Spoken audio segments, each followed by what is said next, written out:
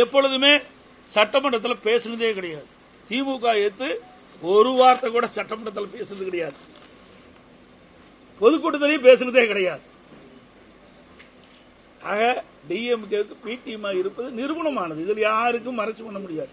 அப்படி இருக்கின்ற காரணத்தில் தான் இவர் அடிப்படை உறுப்பினர் நீக்கப்பட்டவுடன் அந்த தொகுதியில் இருக்கின்ற நகர கழக செயலாளர்கள், ஒன்றிய கழக செயலாளர் இன்னைக்கு ஸ்வீட் கொடுத்து பாராட்டுறாங்க, விழா கொண்டாடிட்டு இருக்காங்க. 33 ஆண்டு காலம் நீங்க இருந்துன்னு சொன்னா உழைச்சிருக்கணும், மக்களுக்கு உழைச்சிருக்கணும், நிர்வாகிகளுக்கு அனுசரிச்சு போயிருந்தா உங்களை வாழ்த்தி இருப்பாங்க. அதுக்கு மாறாக இயக்கத்திற்கு துரோகம் இழைக்கிறதுக்கு இப்படிப்பட்ட நிலைமை தான் கிடைக்கும்.